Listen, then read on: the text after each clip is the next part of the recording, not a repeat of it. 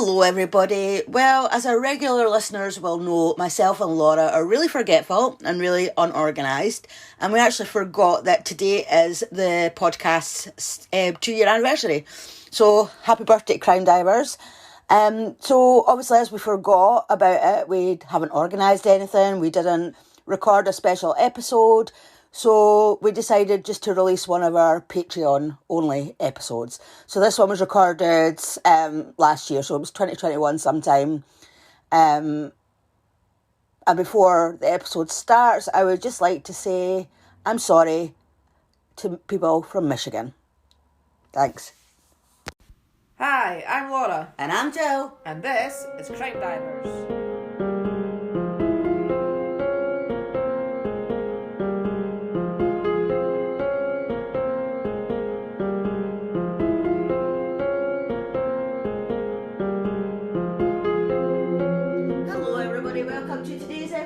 Hello. So thanks for joining us once again. Yeah, what's it called today then? It's called Lethal Lovers. Lethal... No, it's not called that. It's called Lethal Lovers. I can't say that. Lethal Lovers. Jesus. Right, okay. I'm not saying that again. So where in the world is it? The USA. Okay. What? Why do you laugh at I was like, when you try to change that up, because normally you go to America and it's like today decided. Well, no, it's just because I've just written here because I just saw USA staring out at me because that's what I've written. So Fair it's enough. the US of A. The US of A. Yeah. Okay. You ready to dive in? Let's dive in. Let's go. So Cathy Wood, that's her married name. Don't know what her maiden name was. I didn't find any record of it. So Oh, okay. Cathy Wood was born on. So we'll just say Cathy. Cathy was born on the 7th of March 1962, and she met Ken Wood. Ken Wood? Who was 20 at the time when she was 17. Mm-hmm. So they lived in Michigan, USA. She soon became pregnant. What do you call it? Michigan. Michigan? Yeah. Is that not Michigan? Michigan. How do you pronounce it? Michigan. Michigan. I call it Michigan. I'm pretty sure it's Michigan. Well, anyway. we're in America. Yeah. Oh no, I think I'm going to have to say that a few times now. Michigan. Yeah, Michigan. Michigan. Okay. It just sounds weird both ways now that we keep saying it. I know. You know when you have a word and you keep saying it over and over and it just starts to sound really weird. It does, doesn't it? So she soon became pregnant and they got married quickly after. So Cathy gave birth to a daughter in February 1980, but she just couldn't seem to bond with the baby. Mm-hmm. It said that she got easily irritated with her daughter and she wouldn't spend any time with her. Cathy withdrew and she refused to do anything around the house and just seemed really miserable all the time. Right. I wonder if that was a bit of postnatal depression, It but could have maybe they been. didn't know that at the time. Yeah, Mm-hmm. It's not been reported that, Mm-hmm. but it could have well been. She got a new job at a nursing home, and it was called the Alpine Manor Nursing Home, and her husband, Ken, he hoped it would be a positive experience, like for Cathy, she would get back to her old self, you know, Yeah. getting out the house. Ah, yeah. But independence and stuff, yeah. Cathy was a nurse's aide, and all the other nurses' aides they all got along really well and socialised outside of work. A few of them were gay, and they spent quite a lot of time at gay bars. Mm-hmm. And straight away, Cathy fit in really well with the other women and started socialising with them as well. She was having fun, just going to parties and gay bars were colleagues. Mm-hmm. And it wasn't long before she had an affair with one of her co-workers. She found being in a lesbian relationship much easier, Mm-hmm. as she felt that she was sort of on par with her partner. She felt it was more equal. Right, okay. I don't know if that was to do with her husband or just in general, that maybe with men she didn't feel Right, okay. as on par as Yeah. I don't know. But she said it was much more rewarding than being in a heterosexual relationship. So, Cool. you know, whatever. Uh-huh. Ken noticed a change in Cathy, and it seemed like she kind of developed a dark side. He noticed that she would play mind games with him. Like, for example, she would get girls, like from work, to call their house pretending to be like old girlfriends of Ken's, and like she'd be listening in on the other line and like would confront him about it, and like and she wanted to see how he would react to But do they not speaking to ex-girlfriends. realise they didn't sound like an ex-girlfriend? Well, I don't know. I mean, I don't know if I would remember how any of my ex-boyfriends sounded. I don't know. I don't know if I would or not. I was going to say, I can't say either because I don't speak to any, so... Well, exactly, so I don't know if one of them phoned me, would I recognise their voice? I don't know. God knows. Maybe not. I lost my place. So that was the kind of mind games that Cathy would play with everyone she had contact with. Like, basically, she liked to create chaos around people. Alright. So, like, basically, so she'd be kind of in the middle, like, of all the drama. Like, she liked seeing everybody kind of... She liked stirring the pot. Yeah. I like how you made the hand I action like there. stirring the pot. Well, I do it as well. You notice that when I'm doing the podcast, although nobody apart from you can see me, but I'll be like pointing my finger and doing all the hand movements. It's alright, it's for my benefit. Yeah, it's for everybody. Well, the hand movements are for your benefit. Yes. The As you're pointing to me telling me that. The podcast isn't. The podcast is for our listeners' benefit. Yes. So in August 1986, after 7 years of marriage, Cathy asked Ken for a divorce. He moved out and took their daughter with him. And Cathy was fine with that. It didn't seem to bother her at all that she wouldn't have her daughter living with her. She's obviously just never bonded with her at all.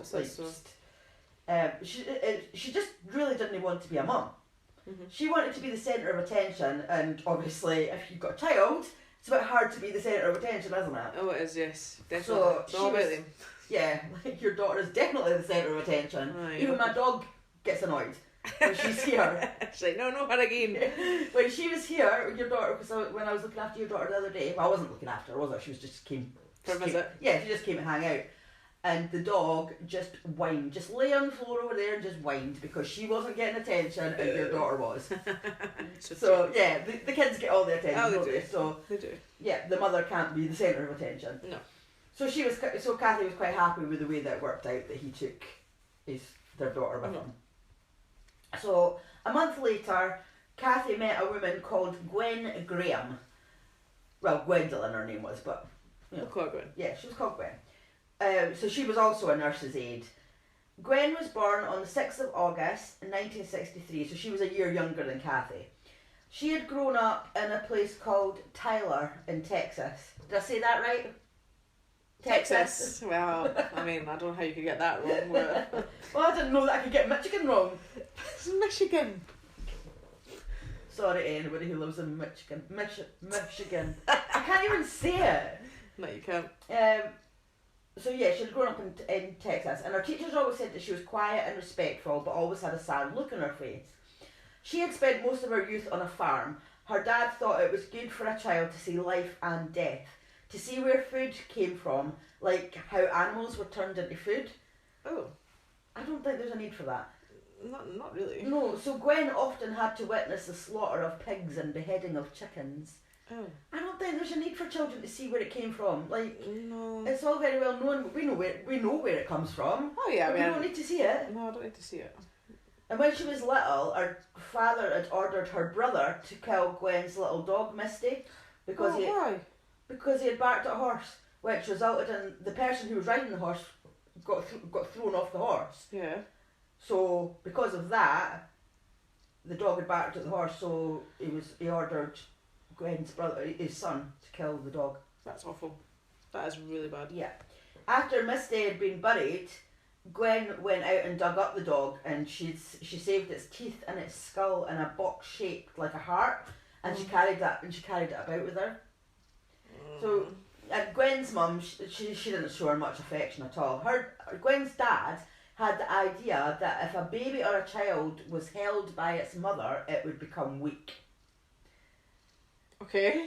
Like, what? Like, children are allowed to have cuddles. Well, yeah, they need their mum. Of course they do. They need comfort, especially when they're babies. Of course. And, as they're growing up. Like, would you just leave the baby crying and not... Well, I'm assuming that she would pick the baby up to feed her, but like just not, just holding her for comfort or just...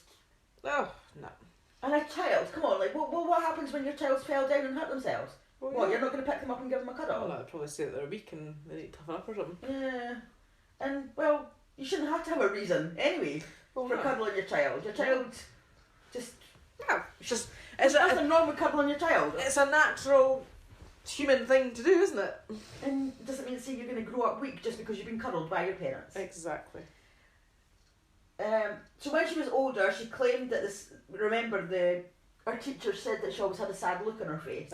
And she said that the sadness was caused by her father, who was a substance abuser and was sexually abusing her. But that charge, he denied it and it was never proved in court. So that's just her saying that. So we don't know if that's actually true. Yeah. But without that, the sexual abuse, I mean, it just, getting the dog killed and, telling the mother that she's not allowed to hold the baby and stuff like that, it doesn't sound like a very nice person to grow up with. It definitely does not. Oh God, I'm going to have to say this word again.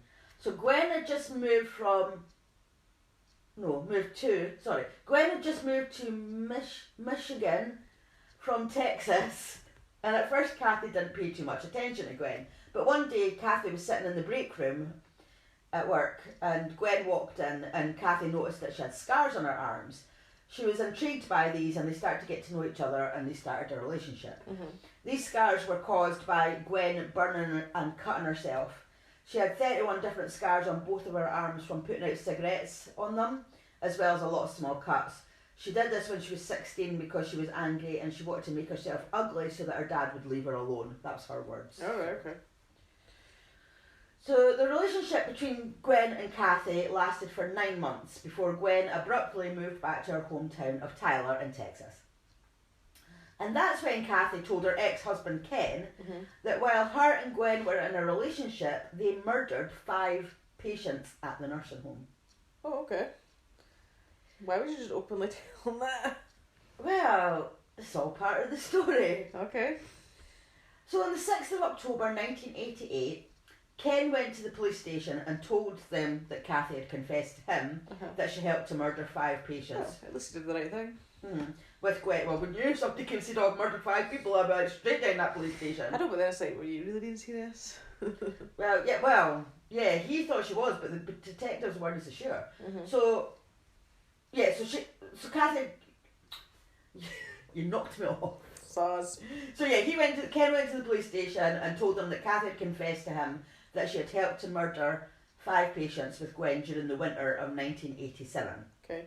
So at first the detectives didn't know what to think. They actually wondered if Ken was seeking revenge, over his failed marriage. So he was just... Possibility, I suppose.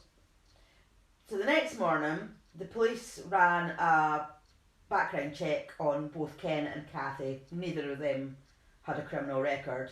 They contacted the police in Tyler, in Texas, where Gwen was from, obviously, and had moved back to. And they discovered that she had an outstanding misdemeanor warrant for her arrest for writing bad checks 3 years earlier. Right, so none of them really had a... Aye, nothing major. No. So obviously, police had to look into Ken's allegations, so they got a search warrant for the nursing home. Right. So they examined employee and patient records. Ken had given a couple of victims' names to sort of get them started. So the police looked for their records to start off with. So the first one was Marguerite Chambers. On the 18th of January 1987, she had died after living at the nursing home for 5 years, and she was 60. The cause of death had been listed as natural.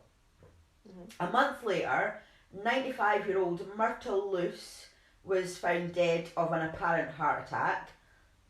Less than a week later, there was another death. On the 16th of February, 79-year-old Mae Mason was found dead. The cause of death was listed as a cardiac arrest, and she had also been suffering from Alzheimer's. And over the next 2 weeks, there were another 2 deaths. 74-year-old Belle Burkhardt and 89-year-old Edith Cook. So they were quite close together. None of these deaths had been investigated at the time. Because it was a nursing home, it was normal for people to die there. And while Cathy and Gwen worked there were no rises in death than normal. So yeah, they were just... There was nothing suspicious about it. Nothing out of the ordinary. So, and it's not normal to do autopsies unless something seems unusual. Yeah. So there was no evidence to suggest that these deaths were anything other than natural. According to Cathy, Gwen would kill the patients by smothering them with a washcloth. So she would just cover their mouth and nose, and that's it. Yeah. So because obviously they would have other health problems and that But were all listed as natural. Cathy hadn't told her ex-husband, Nobody would have known. nobody would have been none the wiser. No. So why the hell does she tell him then? Well, as I said, we don't know yet. We'll see. So there was one incident that sparked the investigators' interest. One patient said he had been attacked, but no one took him seriously because, according to a member of staff in the nursing home, there were people with like dementia, people with like hallucinations, and there were often, that was actually quite often for patients, just to be saying like somebody was after them or somebody was trying to kill them and things like that. So that patient that said he had been attacked, it didn't seem out of the ordinary to normal. So detectives compared the dates of the deaths to Cathy and Gwen's work schedules, and they did find that the deaths were all on days with Cathy and Gwen were working. So investigators interviewed their co-workers to see if they ever witnessed anything suspicious.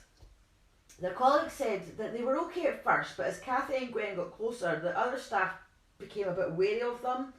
They seemed to play a lot of games. Like the nursing home, it was described as like being their playground, and they would do things, just stupid things like they would switch patients from room to room to like confuse other staff members, but I'm pretty sure it would have confused the actual patients as well. Like, well, yeah, put them into different rooms. Why would they do that? Like, why would they be allowed to do that anyway? Because surely, like, well, they wouldn't be allowed to do it. They were just doing it to play games because they obviously thought they were funny.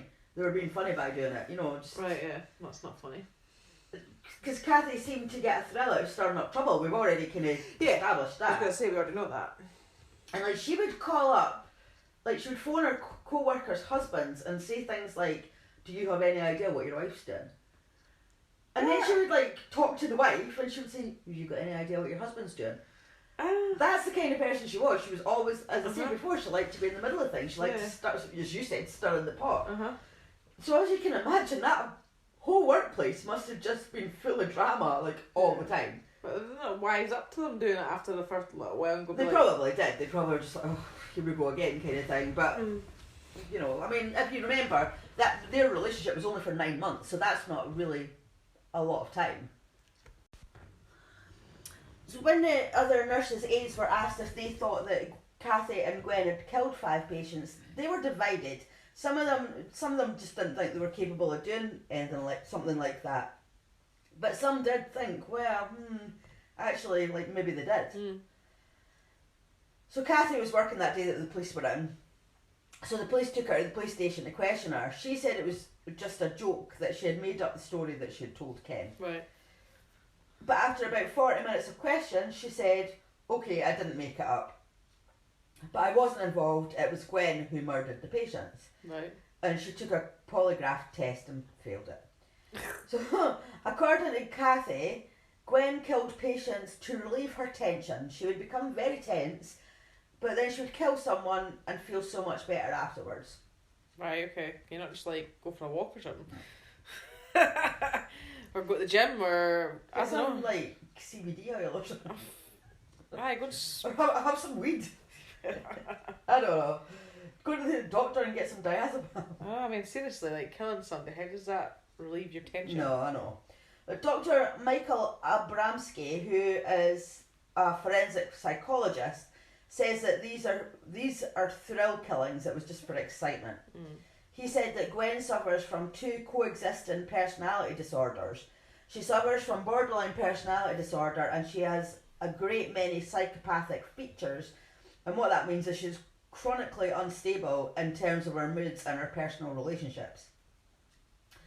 She goes without reason from good to bad, from love to hate, from happy to sad, and she will commit aggressive antisocial acts against people.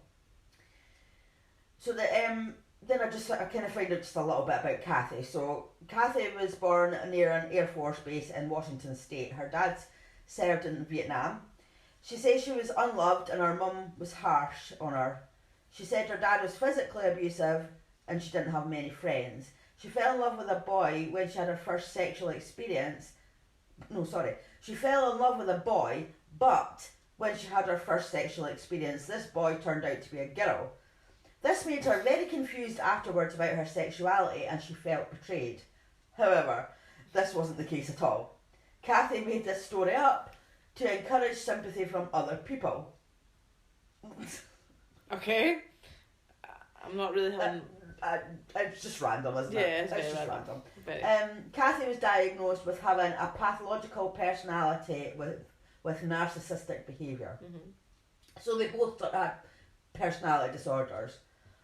Cathy and Gwen's bond was described as strange. Cathy was a much more sophisticated and manipulative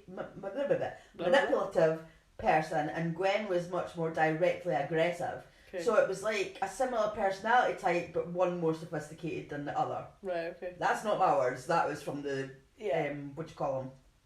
The what was he called? Forensic psychologist. Thanks for your help there. Well done. I have to let you figure it out on your own sometimes, you know? Had to think for a minute. So according to Cathy, Gwen's aggression began to show itself in late January of 1987. After killing Marguerite, Gwen forced Cathy to help kill more patients. Mm-hmm. Cathy served as the lookout whilst Gwen murdered the women. So Cathy said that she was terrified of Gwen. Remember I said that she used the washcloths to smother patients? Well, yeah. Gwen, apparently, according to Cathy obviously, Gwen would take washcloths and put them in her back pocket, and then she would just walk around the nursing home with them in her back pocket to intimidate Cathy, because obviously she would know what that meant. Yeah. But again, that's just Cathy's. That's just what she's doing. Yeah. So Cathy told the police that she had no part in the murders, and she was very believable, but she wouldn't take responsibility for anything, like not even, sort of being the lookout or anything. She was just blaming everything on Gwen. Mm-hmm. And when she expressed, when they expressed their doubts about her story, she said she could prove that she was telling the truth. She said she had a collection of letters from Gwen, as well as souvenirs taken from the rooms of the patients that Gwen had killed. Mm-hmm. The police went to Cathy's house and they took away a box full of letters, so she was right, she did have letters from Gwen, but she didn't come up with any souvenirs that she'd told them about coming to the victims' rooms. But when police read the letters, they found nothing to link either Cathy or Gwen to any crimes. They were just like love letters, there was nothing. Yeah. Nothing So sinister. I don't know what she was trying to achieve there. No. Maybe she tried to distract them or something. Play games, maybe, I don't know. Play games, yeah, that's probably exactly what it was. Because the police just felt like they were going round and round in circles, as they just weren't getting anywhere. So as they were getting nowhere with Cathy, they eventually thought, I thought they took their time about going to speak to I know, because I was thinking that. I was like, where's Gwen coming at this? Yeah. So, probably just because she was in Texas. But anyway, they decided to talk to Gwen. So one of the detectives flew to Texas, and he met an investigator down there, and they went to Gwen. So based on Gwen's bad check charge, they obtained a search warrant for her house, where she lived with her girlfriend. So she agreed to go to the police station for questioning while officers searched her house, but they found nothing to connect Gwen to the deaths at the nursing home, which isn't surprising because she didn't live there when apparently killed them. Yeah. So at the police station, Gwen denied murder. She said she was not present at the time of any of those people's deaths. She said she was working in the building, but that's all she knew. She was dealing with other people. Yeah. She was asked about her relationship with Cathy, and she said everything had been fine at first. So obviously this is her side of it now, the relationship. But then Cathy's need for manipulating people came between them, and Cathy started being physically abusive and dominating. Remember, Cathy had sort of said that about Gwen, that she was... she was the one that was that. And Gwen had began an affair with another nurse's aide in the nursing home, and when she finally left Cathy, she said she feared for her life. She said that Cathy had threatened Gwen's new girlfriend, saying, I can put Gwen away for a long, long time in prison.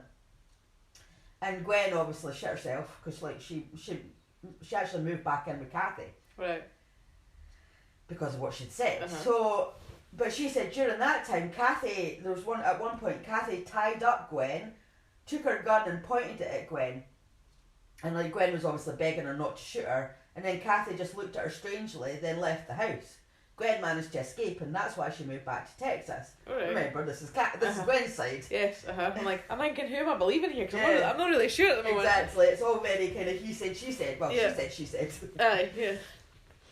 So Gwen still denied that there were any murders. Well, you look like you got yourself comfy there and got quite interested. Why, I don't normally like I'm interested. No, it's just like you just kind of positioned yourself, you're just kind of staring at me. So. Yeah, tell me more.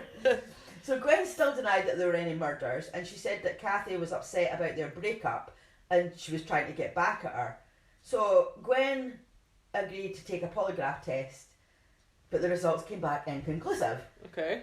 So Cathy failed hers were inconclusive. And hers were inconclusive. So the investigator flew back to Michigan. Michigan. Michigan. Fuck's sake. I've always called it Michigan, so I'm just used to calling it Michigan. I've never heard anybody call it Michigan Is in it my only life. me? I'm going to have to ask everybody I speak to now. How do you pronounce that? I've never heard anybody call it that. Okay. Right, the investigators flew back there anyway. With still no evidence of a crime. So most of the authorities, they were ready to put a stop to it. They were like, right, you know, there's no evidence of it. Like, That's it, just wrap it up. Nonsense. They thought that, and most of the police, obviously at that police station, most of them thought that Cathy was just making it up to get Gwen into trouble because she was upset that they'd Over the split up. breakup, yeah. Which could be. Yeah. But one detective, his name was Detective Freeman, he just couldn't drop the case. His gut was telling him that something terrible had happened at Alpine Manor nursing home. So on the 17th of October 1988, he questioned Cathy about her failed polygraph test. Mm-hmm. I don't know why I keep doing this with my hand. I keep pointing. I don't know why. But why is she now just getting questions about her failed polygraph test? Surely, if she failed it at the time, then... I don't know. Maybe I just don't think that polygraph tests are that reliable anyway. So No, I don't know. I don't know.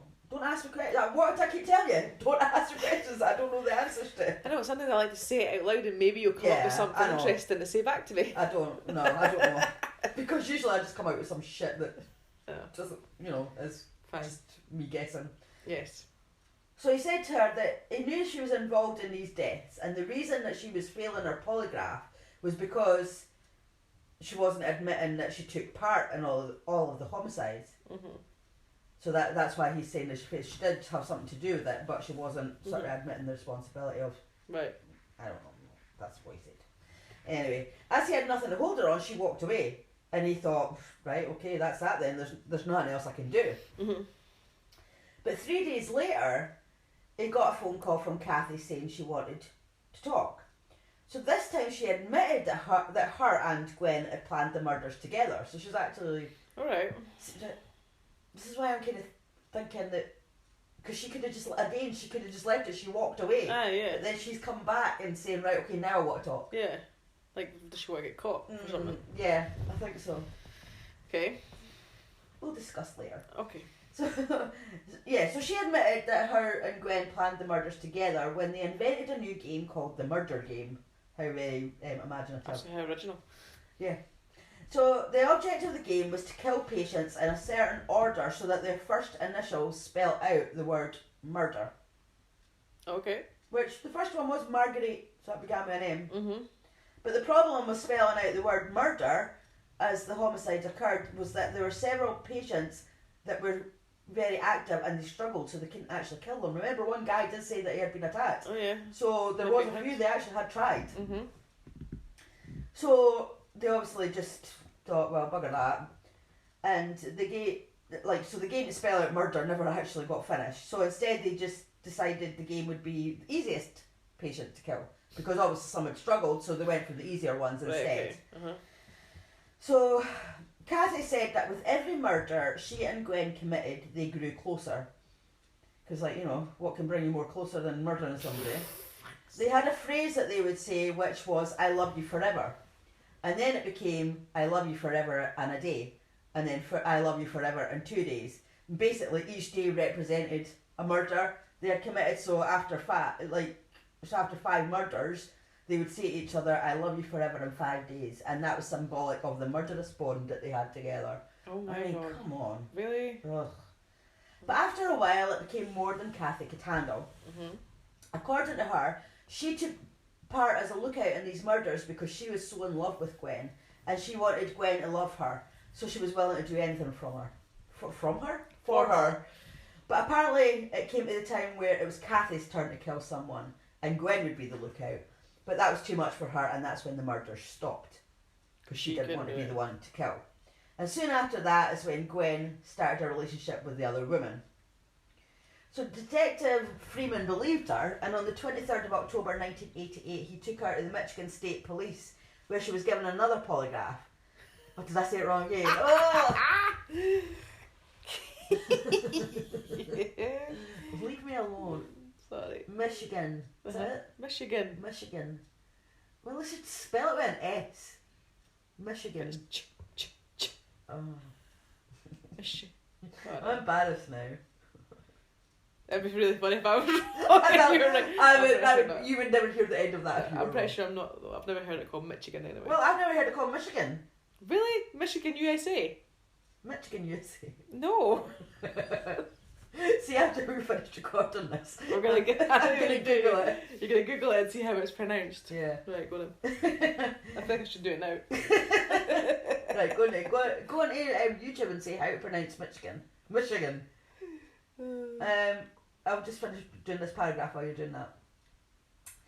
So he took her to the police station. She was given another polygraph. She chose to be completely truthful, and she confessed to her role in the murders.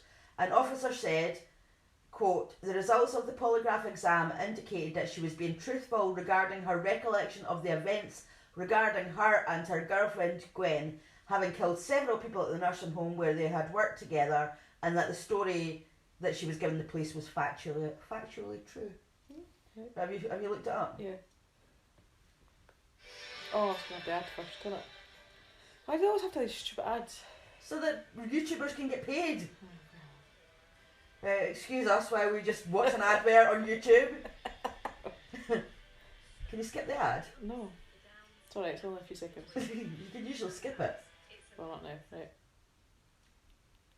We are looking at how to pronounce the name of the state in the Great Lakes and Midwestern regions of the United States. How do you go about pronouncing it? Michigan. To stress on the first syllable. What's it called, Joe? Michigan. Michigan.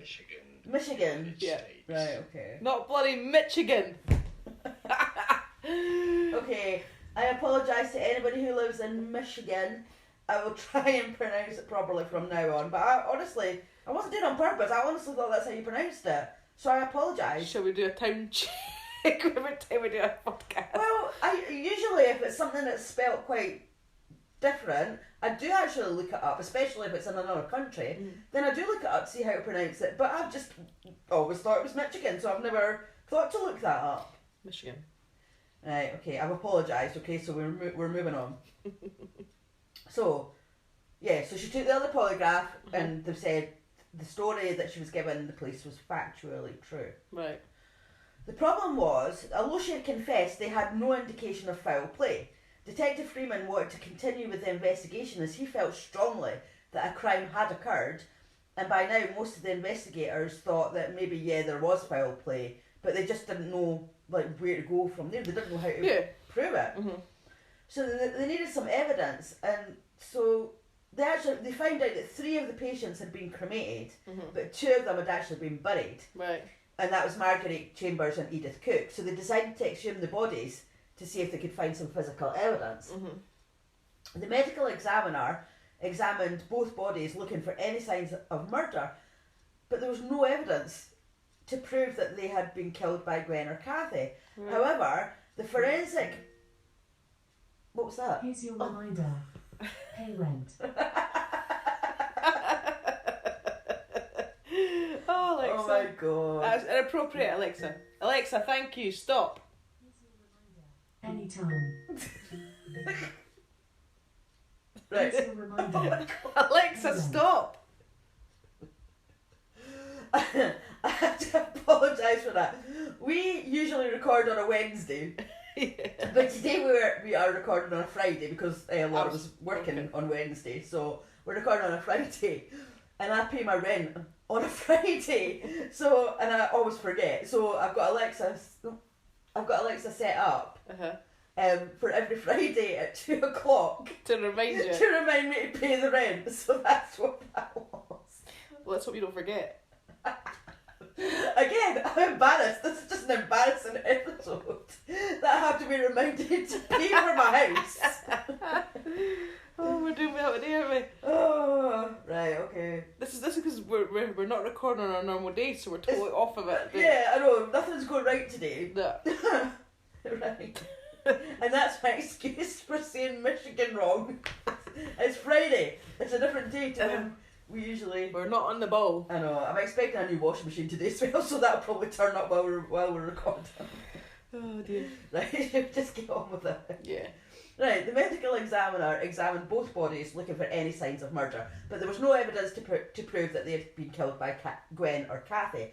However, I don't get this at all. The forensic pathologist changed the death certificate, from natural causes to murder, which I did not understand because they were only relying on Cathy's statement. That's all they had. If they've They had not no got any evidence. If they've not got any physical evidence, then how can they do that? I have no idea. I do not understand that in the slightest. I don't know how that can be legal, but they did. So with the death certificates being changed to murder for Marguerite and Edith's deaths, Detective Freeman took his case to the prosecutor's office and got warrants for both Cathy and Gwen's arrests. Alright. So on the 4th of December 1988, Gwen was arrested in Texas for the murder charge of Edith Cook. Cathy was arrested on one count of conspiracy to commit murder for Marguerite Chambers and one count of murder for Edith Cook. The trial was set for the 11th of September 1989. In April, Cathy signed a plea agreement in exchange for her testimony against Gwen, and she was formally charged with one count of conspiracy to commit murder and one count of second-degree murder. Based on Cathy's testimony at Gwen's pre-trial, Gwen was charged with one count of conspiracy to commit murder and 5 counts of first-degree murder. Gwen still denied it at all and insisted that no crime had occurred. So the trial went ahead on the 11th of September 1989. Since there was very little physical evidence, authorities built their case on the testimony of their key witness, Cathy Wood. So they concentrated on Gwen's history of low-functioning borderline personality disorder, but experts couldn't say for sure that she did the planning. It actually seemed more likely that Cathy had planned it all, as Cathy appeared to be the higher functioning, brighter and more of a planner. They did consider that Cathy may have fabricated the story of murder for revenge. Because, as a psychiatrist said, because they were dealing with highly deviant people, it's not inconceivable for one to say, yeah, I'll go to jail for 20 years just to get revenge on the other. So it's almost like she's saying, Cathy's saying, oh, well, I want revenge on her. I know I'm going to have to go down with her, but screw it, it's worth it. That's really seriously screwed up. So there's also a theory that Cathy could have done this because she figured that if they were both in prison, then Gwen would come back to her and need her, and she'd be able to control her and have her back as her girlfriend.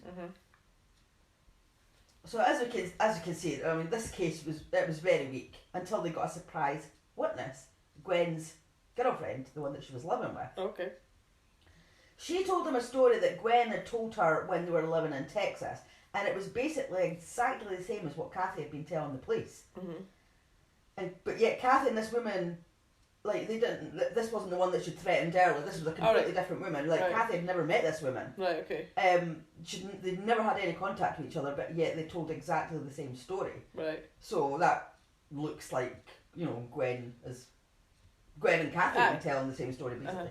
So on the 20th of September 1989, Gwen was found guilty on 5 counts of first-degree murder and 1 for conspiracy to commit murder, and she was sentenced to 6 life sentences. She is serving her time at the Robert Scott Correctional Institute in Michigan. Yay! I said it right. And Cathy, she pled guilty to second-degree murder and conspiracy, and she was sentenced to between 20 and 40 years and would be eligible for parole. She's in prison at Tallahassee Federal Correctional Institute, so if the theory was that she did want to be in prison with her... They're not together. No, they're not together. Or she was in prison, sorry, because she's been released now. Because in 2005 she was denied parole, but she was released in January 2020. So that was 31 years she was in prison for. And obviously Gwen, she's got 6 life sentences, so she's spending the rest of her life in prison. But what do you think? I don't know. I'm not actually convinced there wasn't. And that's what I said when I told you that I was doing this case. I texted Laura, and I told her that I wasn't sure that there was a crime had been committed, and she was like, "Well, what the hell is your case about? Like, how are you doing a true crime story if there's no crime?" But I don't know if there's a crime. I honestly do not know. The only thing that kind of makes me think there maybe was is the girlfriend telling the same story as what. Because how would she know?